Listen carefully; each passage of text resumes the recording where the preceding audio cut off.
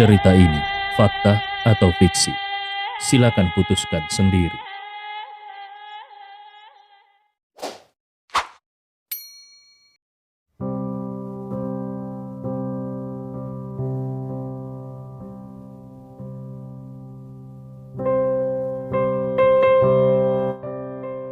Bab 424 sampai 425. Berdiri di atap gedung, Gustav muncul dengan beberapa batu spiritual di tangannya, kemudian melompat dari atap. Di sisi barat gedung pengajaran adalah tempat siswa memarkir sepeda. Mahasiswa di Universitas Normal Beijing, sebagian besar kaya raya dan hampir semuanya berkendara. Jadi jarang ada yang memarkir sepeda di sini dan tidak ada orang di sekitar. Jadi melompat tidak akan berpengaruh apa-apa. Saat mendarat, tanah sedikit retak. Kemudian Gustav bergerak ke arah tenggara. Mata formasi Bagua Jugong memiliki 6 tempat. Salah satunya adalah sebuah bukit buatan di belakang sekolah. Menurut rencana tata letak, bukit buatan ini diatur belakangan. Tidak peduli posisinya atau bahannya sangatlah rumit. Jika bukan karena dirinya berada di titik yang khusus itu, mungkin pada awal bulan semuanya benar-benar akan terjadi. Sebelum mencapai bukit buatan, Gustav menjentikkan jarinya. Batu spiritual langsung meluncur keluar. Sinar cahaya samar berkilauan. Kemudian batu spiritual tiba-tiba meledak, memunculkan nyala api yang cemerlang. Saat api berkobar, permukaan bukit buatan membentuk pola formasi. Benar saja, Gustav tersenyum dingin. Pedang naga muncul di tangannya. Pedang panjang mengeluarkan suara lembut. Dari atas ke bawah, mengiris udara. Cahaya merah darah membentuk intensi pedang yang sangat kuat, meledak dengan keras. Intensi pedang berwarna merah darah ini seperti galaksi turun ke bumi, mengalir 3000 kaki dengan tampilan yang mengesankan. Saat menyentuh formasi, bayangan pedang terbelah menjadi dua menjadi 4. Dalam sekejap bayangan pedang menutupi langit. Di bawah sinar matahari, bayangan pedang yang padat seperti hujan badai yang deras. Formasi di atas bukit buatan bergetar hebat. Awalnya bisa bertahan beberapa detik, tapi pada akhirnya tidak tahan lagi, langsung hancur berkeping-keping. Suara tabrakan yang renyah terdengar berulang kali. Percikan api memancar, angin pedang mengamuk, bayangan pedang memenuhi langit, membuat orang terpesona jika melihatnya. Dengan suara ledakan lagi, bukit buatan dibelah paksa oleh Gustav. Asap tebal membubung tinggi. Mungkin karena suara yang terlalu besar, beberapa penjaga keamanan Universitas Normal Beijing buru-buru datang. Tetapi ketika mereka tiba, Gustav sudah menuju ke mata formasi kedua. Meskipun ini termasuk merusak bangunan sekolah, Gustav ini sedang menyelamatkan banyak orang. Jadi tidak terlalu memikirkan hal itu. Segera, mata formasi kedua juga hancur. Serangkaian ledakan misterius. Para pemimpin sekolah benar-benar kebingungan dibuatnya. Dalam beberapa menit yang singkat, 2 bangunan universitas mengalami masalah, mengalami kerusakan. Apakah ini aksi terorisme?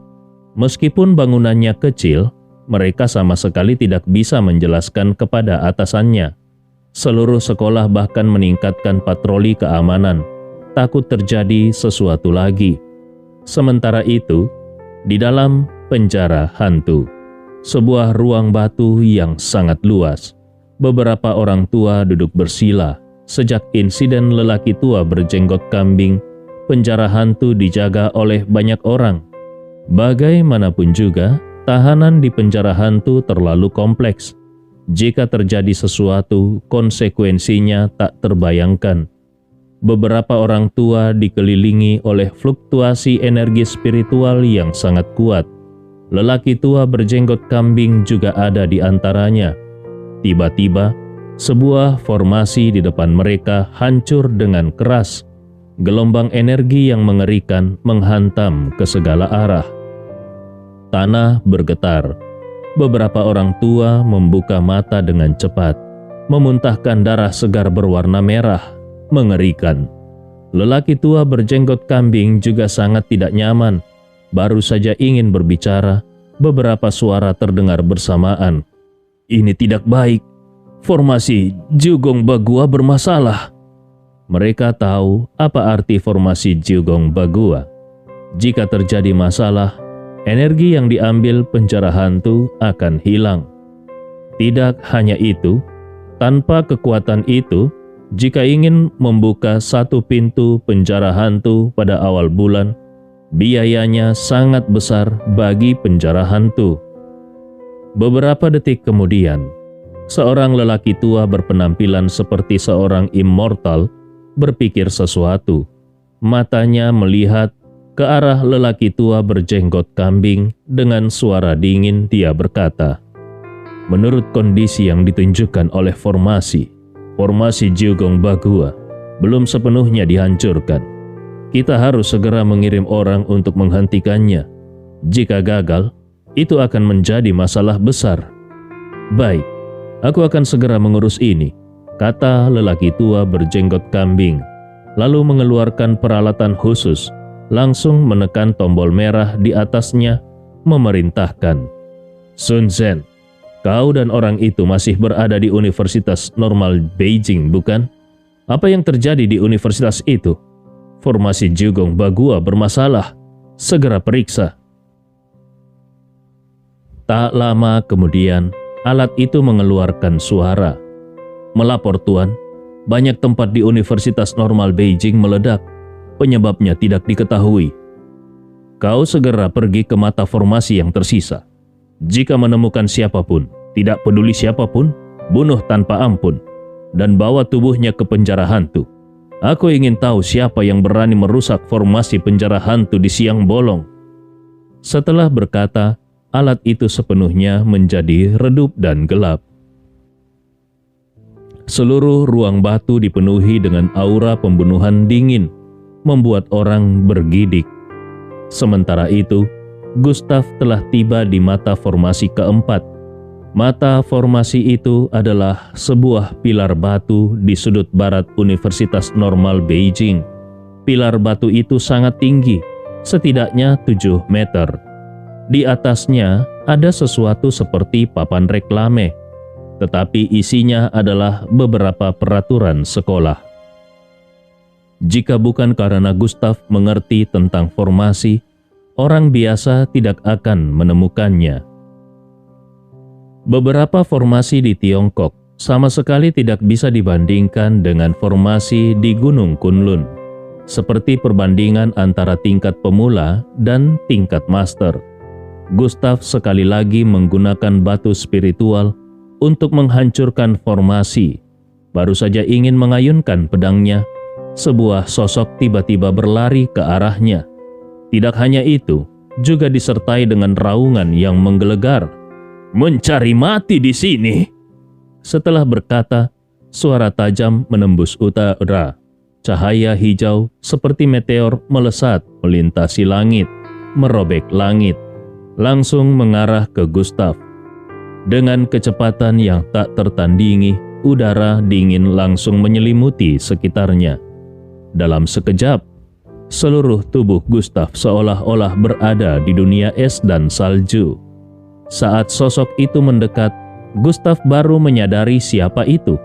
Ternyata salah satu penjaga keamanan yang berpatroli. Bagaimana mungkin penjaga keamanan memancarkan aura seni bela diri kuno yang begitu mengerikan? Hanya ada satu kemungkinan, dia berasal dari penjara hantu. Sepertinya menghancurkan formasi ini memang cara terbaik untuk memancing penjara hantu. Kau seharusnya tidak merusak formasi ini. Aku sudah mendapatkan perintah, kau harus mati. Orang yang ingin aku bunuh tidak punya hak untuk hidup. Mata pria itu bersinar dengan dingin. Satu ayunan pedangnya sangat sombong dan angkuh, seolah-olah dia sudah menentukan hidup mati Gustaf. Gustaf tersenyum dingin, menggenggam erat pedang naga. Dengan suara datar dia berkata, "Semut kecil, berani bersaing dengan matahari dan bulan. Aku akan menunjukkan apa itu sebenarnya intensi pedang." Dengan teriakan panjang, Gustaf melangkah dengan jurus Dewi kuno. Tubuhnya tiba-tiba melesat. Pedang naga di tangannya bergetar. Cahaya merah darah menutupi langit. Udara dingin segera menyelimuti sekitarnya. Terdengar suara mendengung. Suara pedang melengking. Satu ayunan pedang, udara seolah-olah akan terkoyak. Dengan kecepatan mutlak, ayunan pedang Gustaf bahkan lebih tajam dan lebih mendominasi.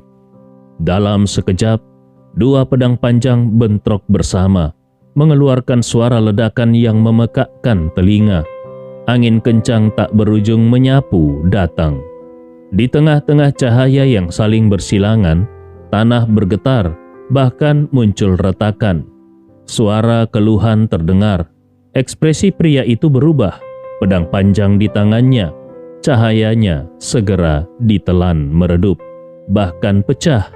Matanya penuh dengan ketakutan saat ini. Jelas dia tidak menyangka Gustaf bisa mengeluarkan teknik pedang yang begitu kuat. "Kau? Siapa sebenarnya kau?" Suaranya sedikit bergetar. Gustaf melangkah satu langkah. Niat pedangnya meluap. Suara dinginnya menggema di seluruh tempat. "Kau tidak pantas mengetahuinya." Dengan satu serangan, pria dari penjara hantu mundur beberapa langkah. Dengan susah payah menstabilkan tubuhnya. Darah dalam tubuhnya melonjak dan dia tidak bisa menahannya lagi, lalu memuntahkan darah segar. Pria itu bernama Sun Zen, seorang ahli yang ditempatkan oleh penjara hantu di Universitas Normal Beijing. Dia bersama seorang pejabat lain mengawasi formasi di Universitas Normal Beijing.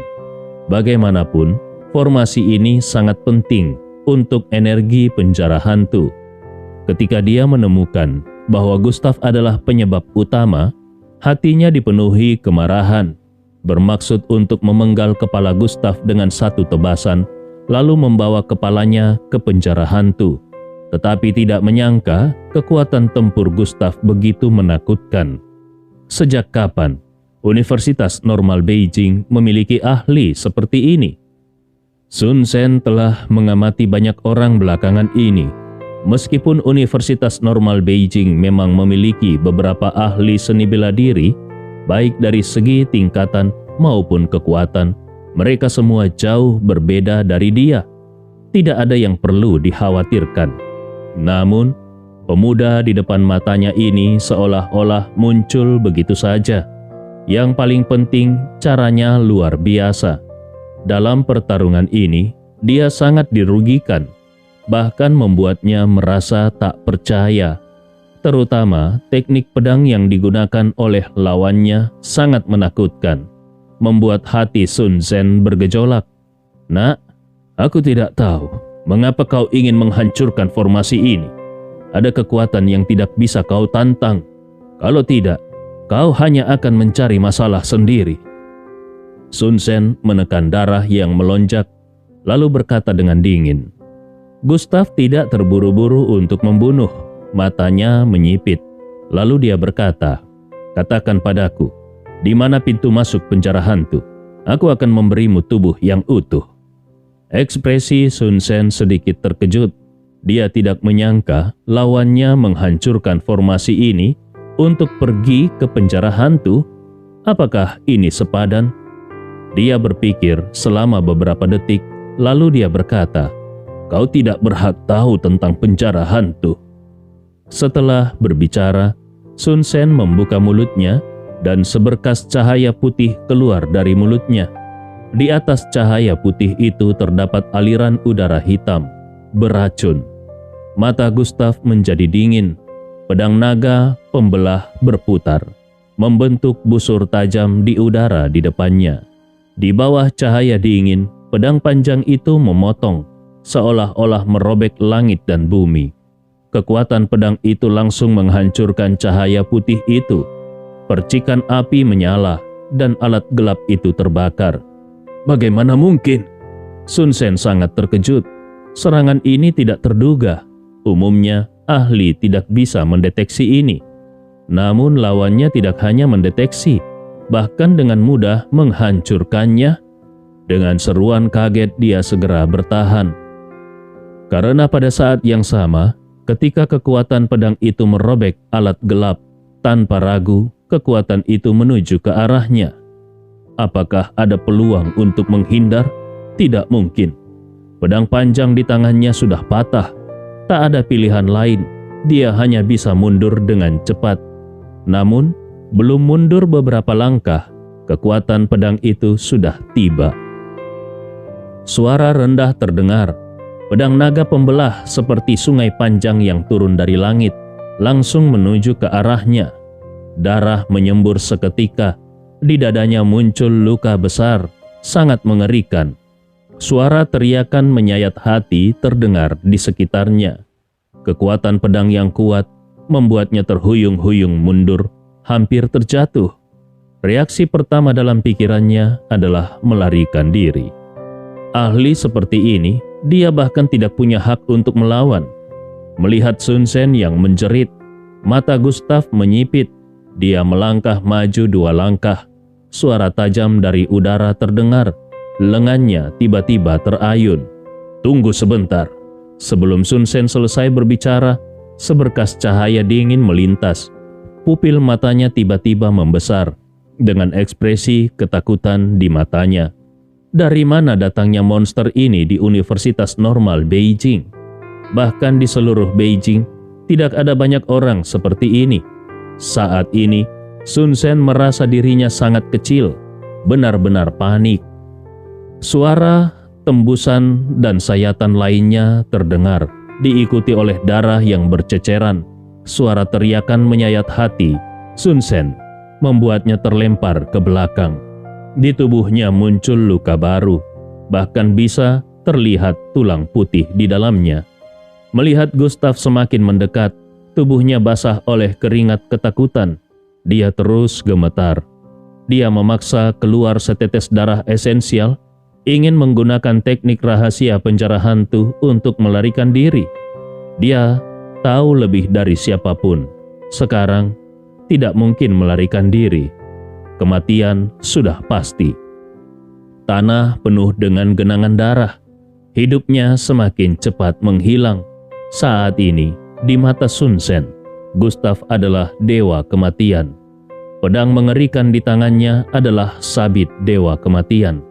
Pintu neraka terbuka lebar.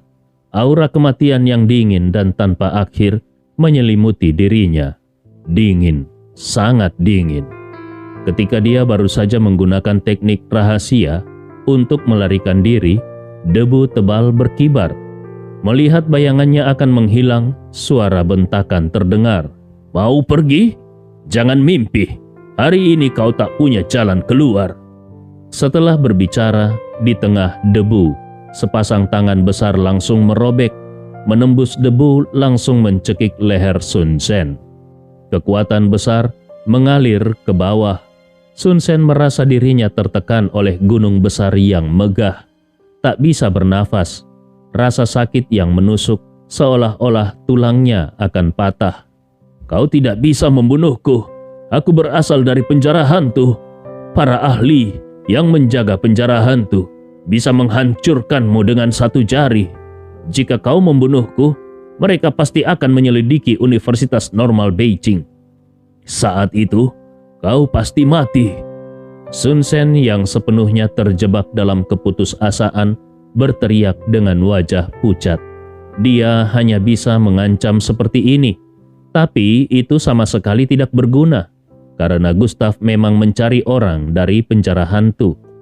Pedang panjang yang dingin langsung ditempatkan di leher Sun Sen. Kau hanya punya satu pilihan. Katakan padaku di mana pintu penjara hantu, atau aku akan membuatmu menyesal telah datang ke dunia ini. Saat ini Sun Sen merasa hidupnya terkunci. Orang di depannya ini benar-benar gila. Dia tentu ingin mengungkapkan rahasia penjara hantu. Hanya dengan cara ini dia bisa menyelamatkan dirinya. Tapi begitu dia mengatakannya, dia pasti mati. Namun pedang dingin itu telah memotong lehernya. Darah mengalir keluar, sangat menyakitkan. Aku akan mengatakannya. Kunci penjara hantu ada di tangan pejabat lain.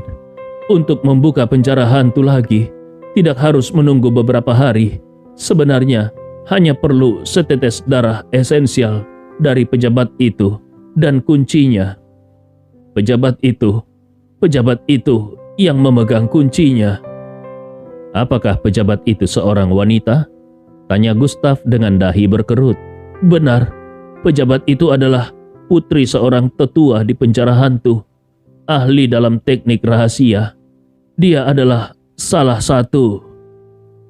Sebelum Sun Sen selesai berbicara, kekuatan aneh tiba-tiba muncul dari tubuhnya. Suara kerak yang tajam terdengar. Leher Sun Sen tiba-tiba memutar 360 derajat. Pupil matanya membesar. Pada saat itu, tak ada tanda kehidupan lagi. Mati. Ekspresi Gustaf berubah. Tidak menyangka bahwa di dalam tubuh lawannya tersembunyi teknik rahasia yang begitu kuat. Teknik ini bisa membunuh dari jarak jauh. Dengan mata penuh hawa dingin, Gustaf menatap sekelilingnya. Menemukan beberapa penjaga keamanan sedang mendekat. Dia tidak ragu lagi. Menggunakan teknik gerakan naga fantasi, lututnya menekuk, lalu melompat dengan cepat mencapai atap. Dia berdiri di tepi atap, melihat ke bawah seluruh pemandangan di hadapannya. Meskipun satu-satunya petunjuk telah tewas, kata-kata terakhir lawannya sangat jelas. Pejabat yang disebutkan itu ada di Universitas Normal Beijing. Apakah dia mahasiswa, pemimpin, atau posisi lain? Saat ini, mata Gustaf sangat serius memikirkannya.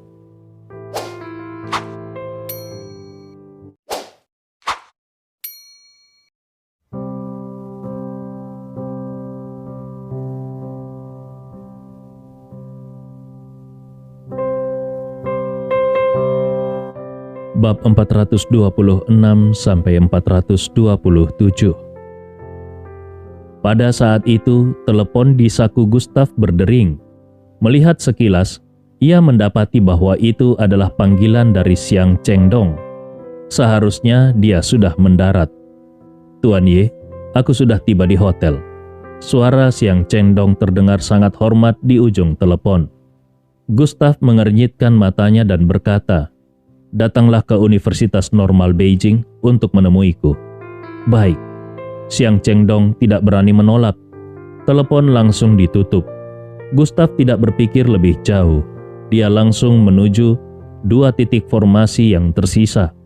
Bagaimanapun juga, formasi ini harus dihancurkan. Suara ledakan terus terdengar.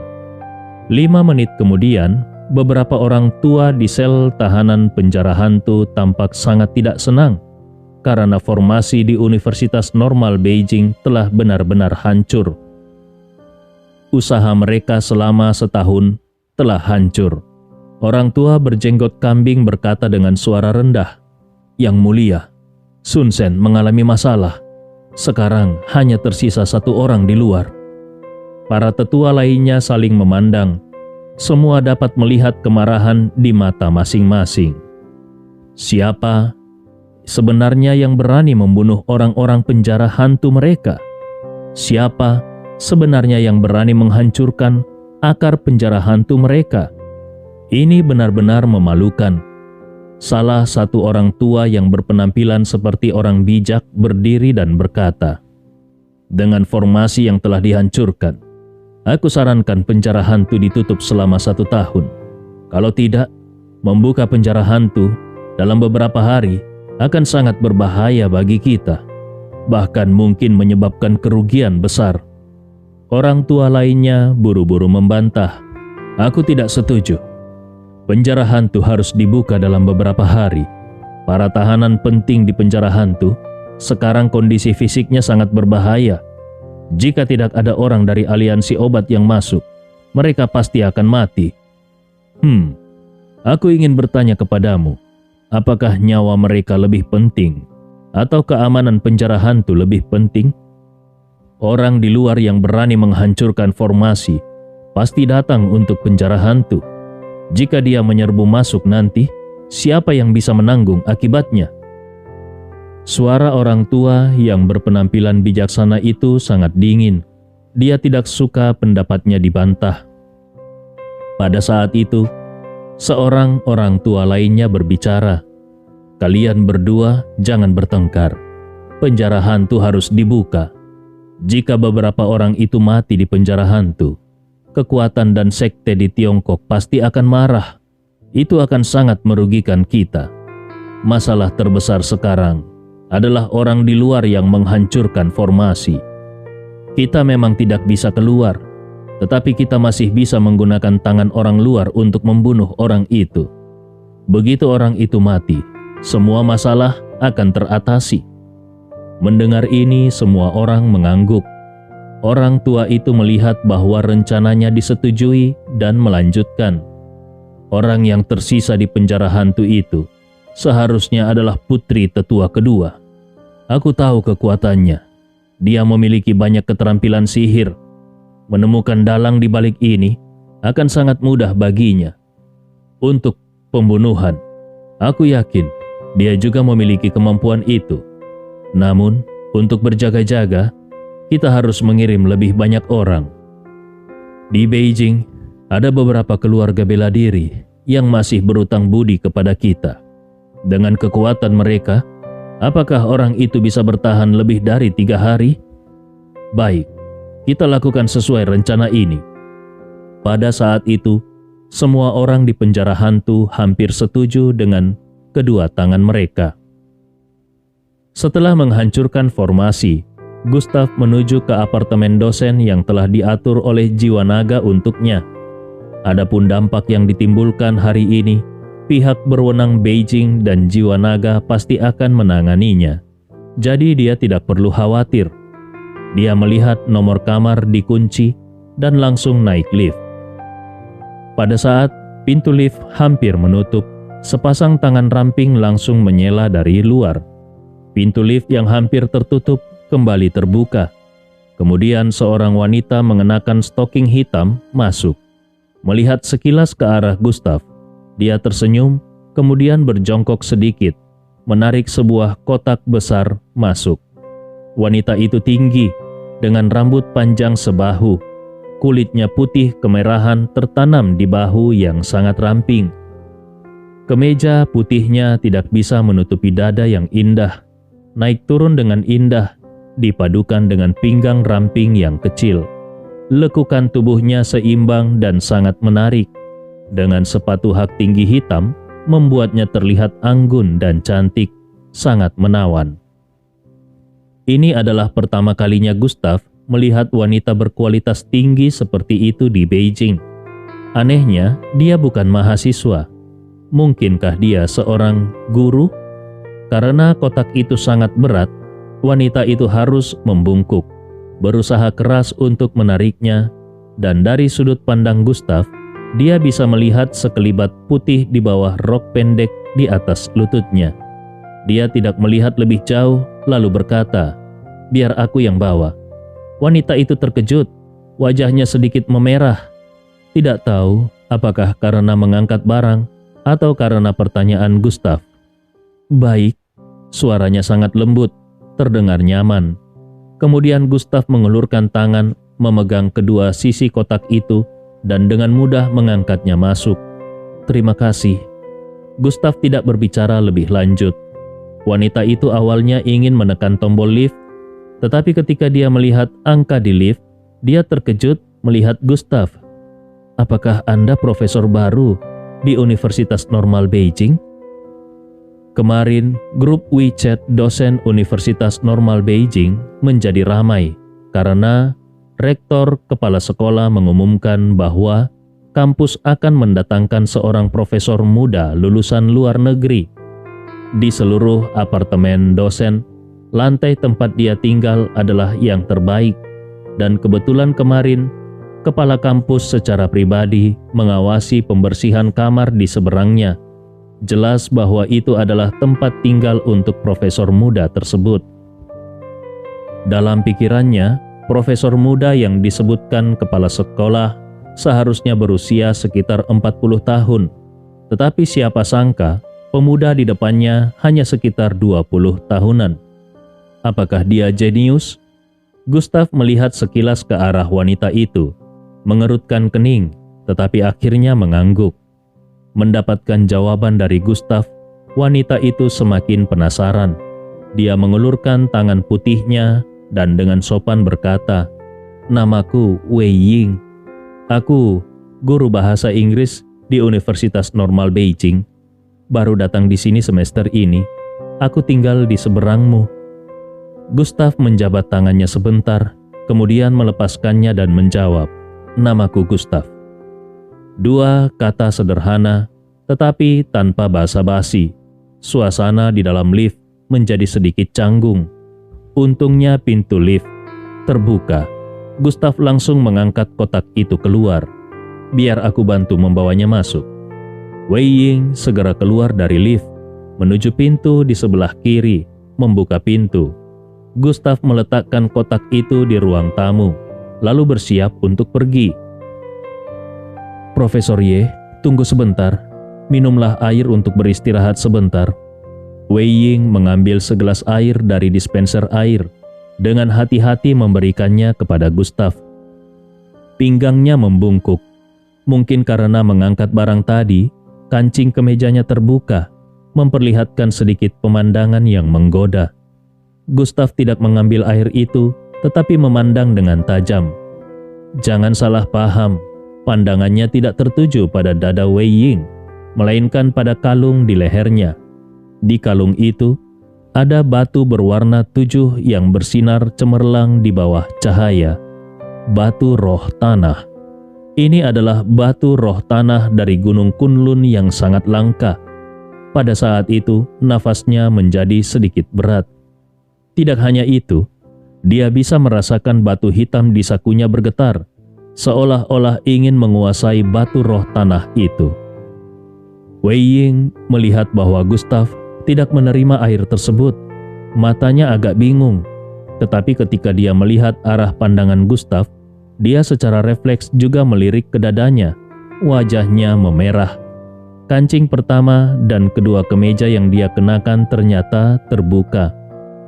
Kebetulan hari ini dia memakai bra yang sangat tipis.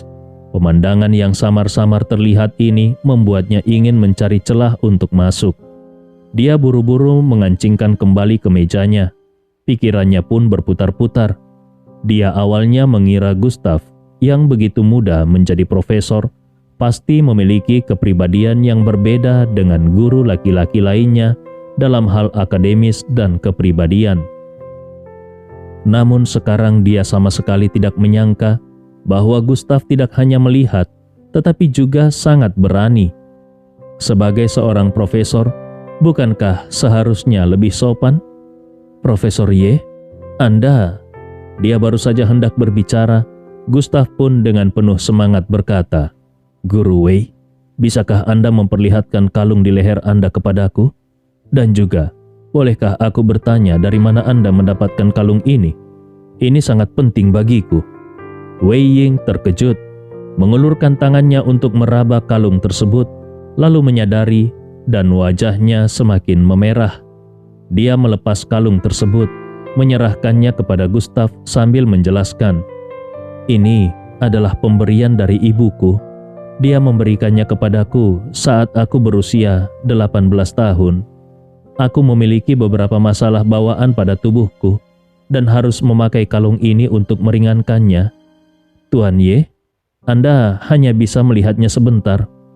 Gustav mengangguk, melihat sekilas kalung di depannya, sudah memastikan bahwa batu yang ada di tangannya adalah batu suci bumi.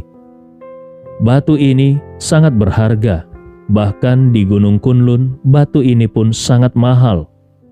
Dia baru saja ingin bertanya kepada Wei Ying untuk membeli kalung ini, namun mendapati seluruh ruangan menjadi sangat dingin.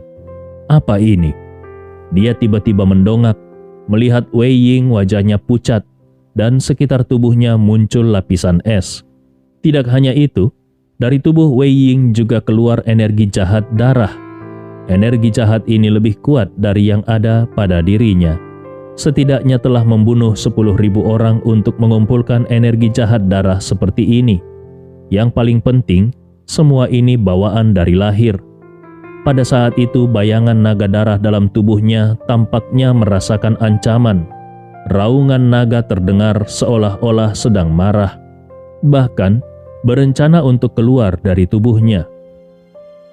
Gustav dengan paksa menekan naga darah dalam tubuhnya, lalu menatap Wei Ying dengan tajam. Tubuh darah jahat beku. Ini membuatnya lebih terkejut lagi. Hatinya seperti diguncang gelombang besar. Tubuh darah jahat beku yang sangat langka, bahkan di Gunung Kunlun, ternyata muncul di sini. Dan juga pada seorang gadis. Dia langsung memahami mengapa Wei Ying memakai kalung di lehernya. Jika tidak ada batu suci bumi ini untuk menekan, Wei Ying bisa langsung sakit parah. Bahkan seorang dewa pun sulit menyelamatkannya. Dia mengesampingkan niatnya untuk mengambil batu suci bumi tersebut dan buru-buru mengembalikan kalung tersebut kepada Wei Ying. Segera pakai kembali. Baik. Wei Ying memakai kembali kalung tersebut. Suhu ruangan pun mulai turun. Energi jahat darah yang terkumpul di permukaan tubuhnya juga perlahan menghilang. Semuanya kembali normal. Wei Ying tidak menyadari apapun. Profesor Ye, tadi Anda menyebut tubuh darah jahat beku. Itu apa? Wei Ying bertanya dengan penasaran. Tidak apa-apa. Aku tadi hanya asal bicara. Gustav menjawab. Saat melihat batu tersebut tadi, dia awalnya ingin merampasnya.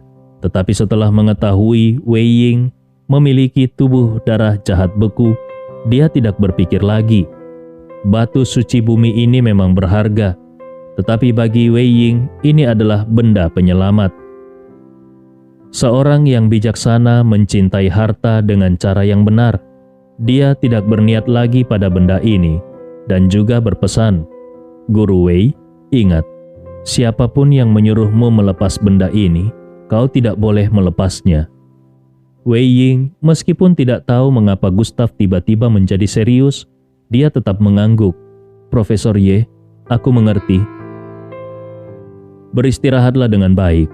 Jika ada yang perlu bantuan, Anda bisa mengetuk pintuku. Sebagian besar masalah bisa aku bantu selesaikan. Gustav mengucapkan kata-kata tersebut, lalu langsung pergi. Wei Ying melihat bayangan Gustav yang semakin jauh. Alisnya sedikit berkerut dan berkata pelan, Profesor Ye ini benar-benar aneh. Bicaranya aneh, karakternya juga lebih aneh. Tapi, apakah tadi dia benar-benar hanya peduli dengan kalung di leherku? Bukan pada tubuhku? Gustav sampai di kamarnya. Pikirannya penuh dengan batu suci bumi tadi. Apa sebenarnya latar belakang Wei Ying ini? Tubuh darah jahat beku adalah salah satu tubuh paling sial di dunia. Begitu terhubung, hidupnya mungkin akan hancur. Jika Wei Ying seorang praktisi, itu masih baik. Dia bisa menggunakan kekuatannya untuk menekan. Sayangnya dia hanya seorang manusia biasa. Begitu kehilangan batu suci bumi itu, pasti akan mati muda. Sungguh disayangkan. Gustav sekarang tidak punya tenaga untuk mengurus orang yang hanya bertemu sekali. Dia memiliki batu suci bumi untuk melindunginya. Setidaknya beberapa tahun ini tidak perlu khawatir akan racun tubuh darah jahat beku yang meledak. 10 menit kemudian, telepon berbunyi. Siang Chengdong telah sampai di gerbang kampus. Mobilmu menunggu di depan, aku akan keluar. Gustav menutup telepon, lalu berjalan keluar. Identitas Siang Chengdong khusus, datang ke apartemen dosen, hanya akan membuat orang-orang dari penjara hantu yang bersembunyi menyadari lebih baik dia sendiri pergi ke gerbang kampus. 2 menit kemudian, Gustav bertemu Xiang Chengdong di dalam sebuah mobil bisnis. "Apakah orang dari penjara hantu menghubungimu?" Gustav bertanya dengan tenang. "Tuan Ye, mereka hanya menyuruhku datang ke Beijing, belum menghubungiku. Kali ini ada masalah kecil. Sebelumnya aku bisa membawa seorang asisten dari aliansi medis, tapi kali ini entah kenapa, penjara hantu hanya mengizinkanku masuk sendirian. Ini agak sulit." Mata Gustav menyipit. Dia tertawa dingin. "Sejak awal, aku tidak berniat menyusup. Penjara hantu telah memenjarakan beberapa orang yang tidak seharusnya dipenjara. Aku akan membuat mereka membayar mahal." Matanya terlihat sangat dingin. "Semoga orang tuanya di dalam sana tidak mengalami cedera apapun. Jika tidak, dia akan membuat seluruh penjara hantu ikut terkubur." Merasakan aura membunuh dari Gustav, mata Xiang Chengdong sedikit menyipit.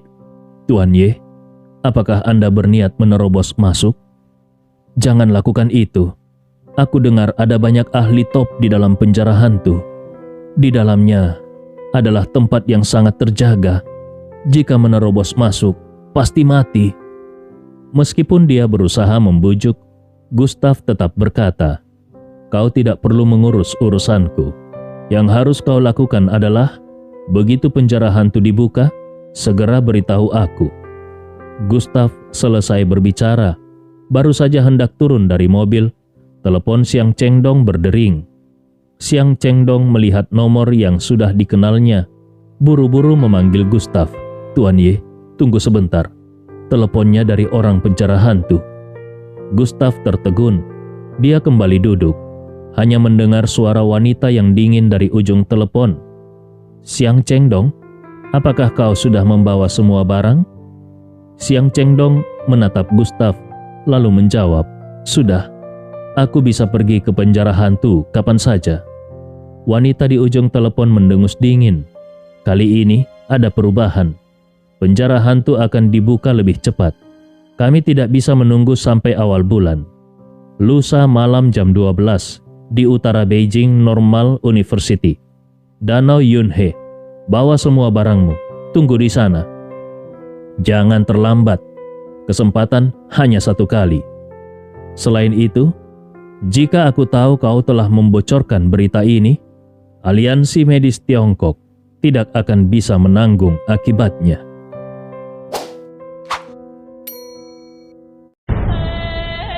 Cerita ini fakta atau fiksi? Silakan putuskan sendiri.